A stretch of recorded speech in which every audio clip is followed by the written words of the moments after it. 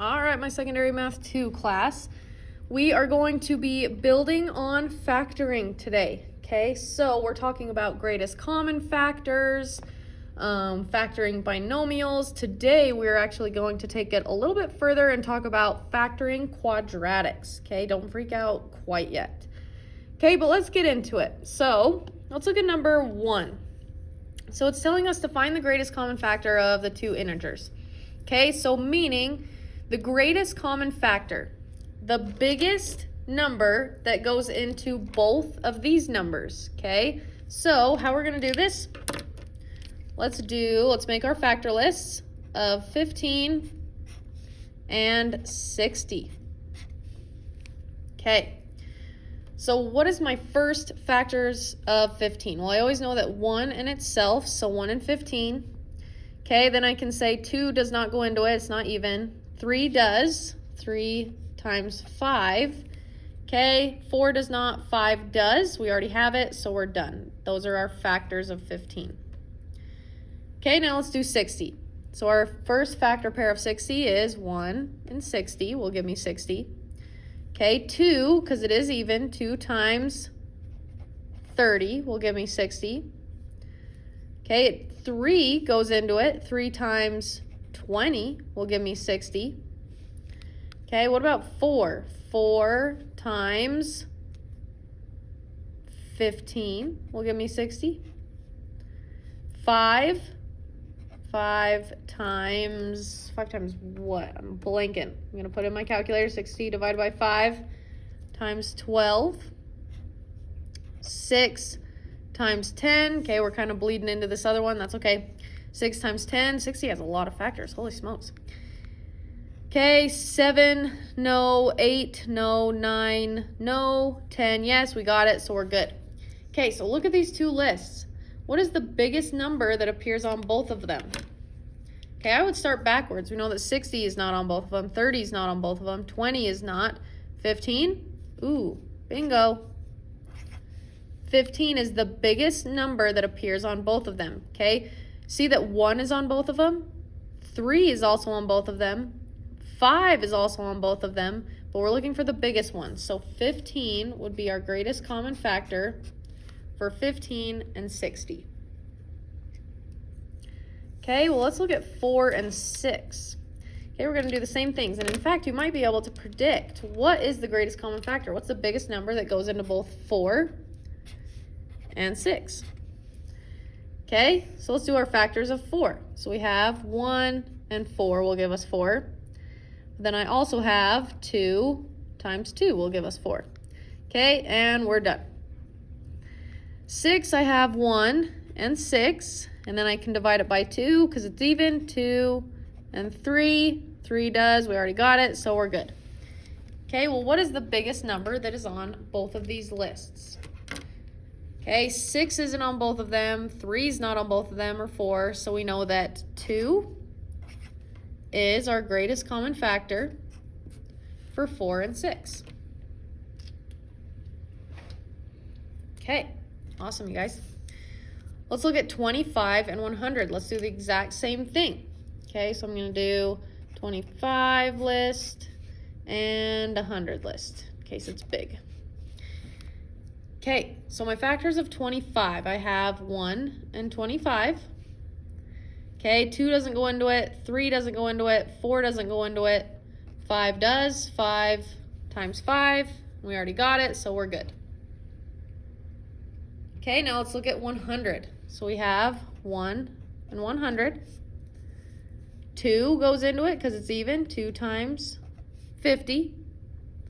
Okay, 3 does not go into it. 4 goes into it. 4 times 25. 5 goes into it. 5 times 20. Okay, 6 does not go into it. 7, no. 8, no. 9, no. 10. Yes, 10 goes into it. 10 times 10. Okay, we've already got it, so we're going backwards, so we're good. Okay, so what is the biggest number that appears on both? Again, maybe start backwards. 100 doesn't appear on both. 50 doesn't appear on both. Ooh, what about 25?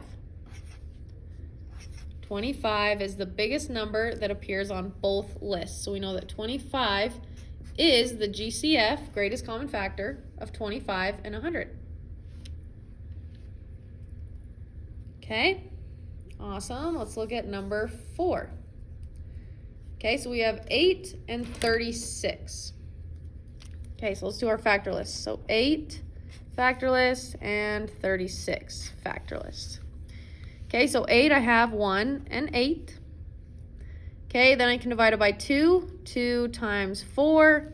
3 doesn't go into 8. 4 does. We already have it, so we are good. We're done.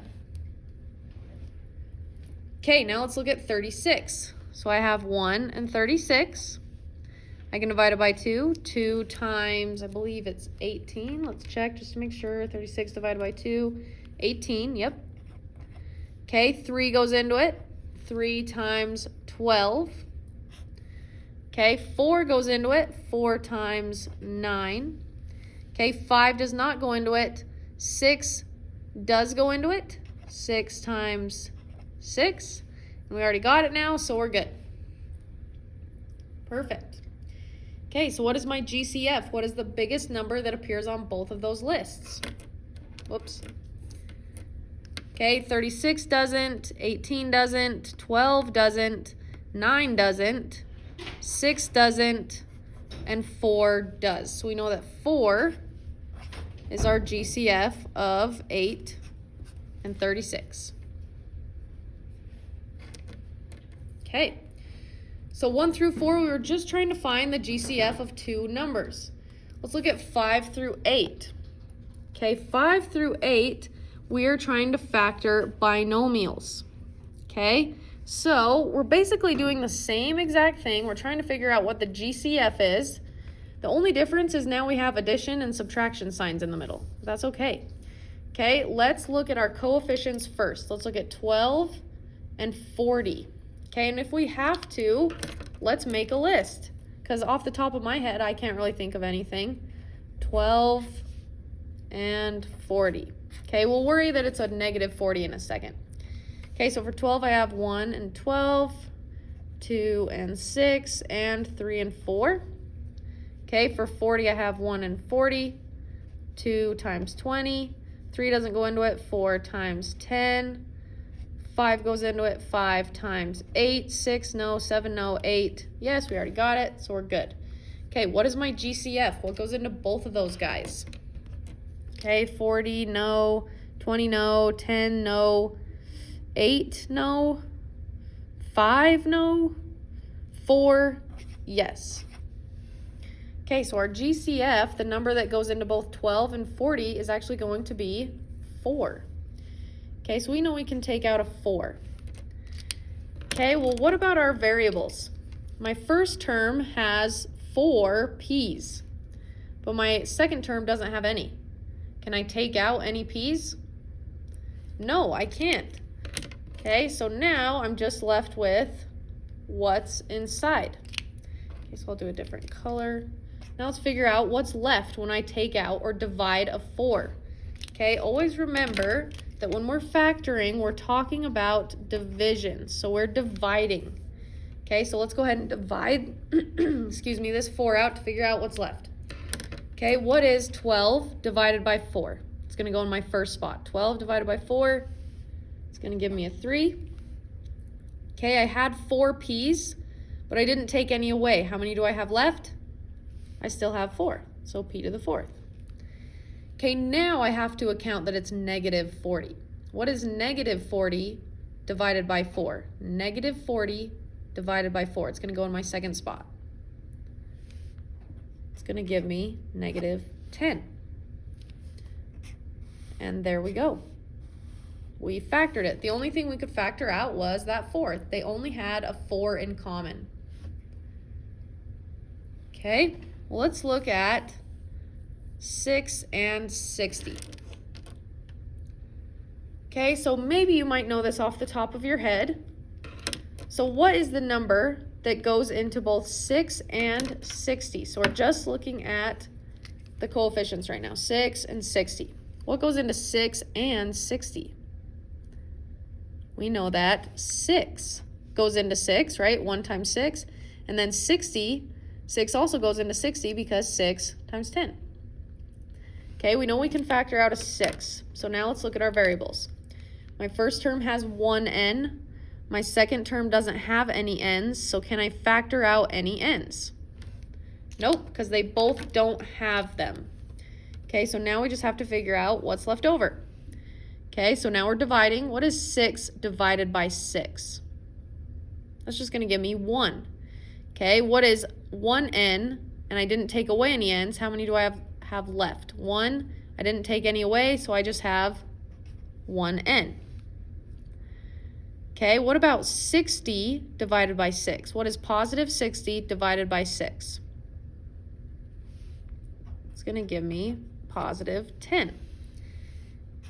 Okay, and it is factored. The only thing we could factor out of this expression was a 6. They had a 6 in common. And this is what was left over that they didn't have in common. Okay, let's look at number 7. So same thing, let's just look at our coefficients first. So we have -6 and 12. Okay, their signs aren't the same, so we can't take out both a negative. So let's not worry about that negative. Okay, what can go into 6 and 12? You might be getting better at trying to find the GCF. Okay, what goes into 6 and 12? We know that 6 is able to go into 6 and 12 because 6 times 1 is 6, 6 times 2 is 12. Okay, so now let's look at our variables. My first term has 1, my second term has 3. Okay, how many can I take away, or how many do they both at least have? I see that they both at least have 1 in common. So we can factor out 1. Okay, so that is our GCF. Okay, so let's figure out what's left over. Okay, what is -6 divided by 6? That's going to give me -1. Okay, and I had 1k, but then I took or divided 1k out, so I don't have any k's left. Okay, let's look at my second term. What is 12 divided by 6? That's going to give me a +2. And how many k's are left? I had 3. I divided out 1. How many k's are left? 2, or k squared. And there's our factored expression. Okay, let's do the same thing for number 8. This is our last binomial that we are going to factor. So let's look at the coefficients. We have 30 and 10. Okay, so what number goes into both 30 and 10? Hint, they both end with a 0. So what number goes into both of them? We know that 10 goes into both 30 and 10. Okay, so now let's look at our variables. My first term has 4 x's. My second term has 2. How many can be factored out, or how many do they have in common? I can factor out 2 of them. They both at least have 2, so x squared can be factored out.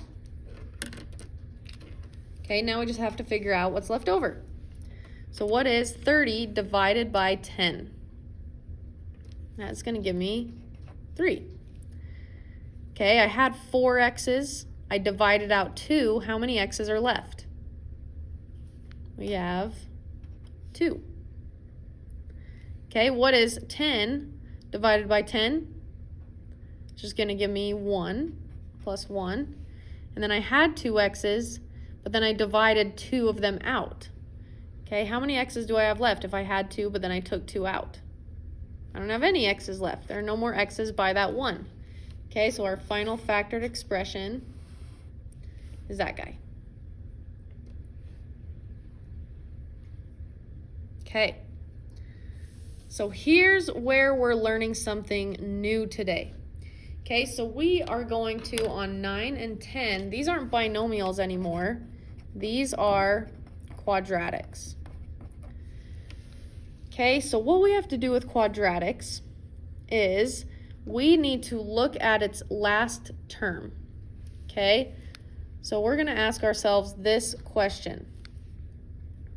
What multiplies, what two numbers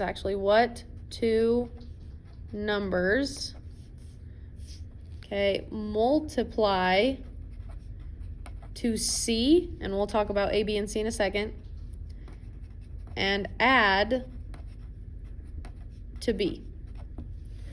Okay, and you're going to say, where are we getting this A, B, and C? Okay, well, in quadratics, this is called standard form. And in standard form, we're going to label our A coefficient right here, our B is in the middle, and our C is at the end. Okay, so we're looking at our C. We're asking ourselves, what two numbers multiply to C? In this case, it's 40, but add to B. Okay, so let's look at 40. So what two numbers, let's look at our factor list for 40. What two numbers multiply to a positive 40, but are supposed to add to negative 13? Ooh, this is weird. Okay, how do we add to get, or multiply to get a positive, but add to get a negative? Okay, well, let's figure out these factor lists. Okay, so I know 1 and 40 is probably not going to add to negative 13. That's actually going to give me 41, so that one's not it. Okay, well, let's think of some more. What about 2 and 20? Okay, that one's not negative 13 either. Okay, maybe 4 and 10. Okay, that one's 14. Close. What about 5 and 8? Ooh, this one is a positive 13, but how do we make it negative? Okay, we're supposed to get to a negative 13. Well, can't we multiply two negatives to make a positive? Okay, we can multiply negative 5 times negative 8 to give me positive 40, but we can also add negative 5 and negative 8 to give me negative 13. Okay, so we found our two factors. Okay, once we've found our two factors, this is honestly the hardest part right here, is finding the two numbers that add to B, the number in the middle. Okay, once we have them, all we have to do is write it in two parentheses. Okay, so we're going to give ourselves two parentheses. We're going to put our variable, which is x, in the front of both of them. Okay, and then we're just going to add our two numbers that we found, x minus 5 and x minus 8. And that is factored. Okay, remember last week when we were going from this guy and we were using FOIL in the box method to get to this guy? Well, now you guys just went backwards. Okay, so we found the factors that multiplied to our last number, but then added to our middle number. Okay, I know this is challenging. It's okay, so let's do it one more time. Okay, so let's look at our last number. Okay, so we know that A, B, and C. So what multiplies to our C but adds to B? Okay, so our C this time is negative 12. Okay, negative 12, but then adds to what? What is my coefficient of B? It's actually negative 1, right? So these need to add to give me a negative 1. Okay, well, let's figure out, what are our factors of negative 12? Okay, well, how do I multiply something to get a negative? That means one of them has to be positive and one of them has to be negative. Okay, so for instance, 1 times negative 12 will give me negative 12. Okay, does that give me negative 1? 1 minus 12, it's going to give me negative 11, so nope. Okay, maybe 2, negative 6, that's going to give me negative 4, so nope. Maybe 3, negative 4. Ooh, what is 3 minus 4? Bingo, we got negative 1. Okay, so we found our factor pair that added to our middle coefficient, our B.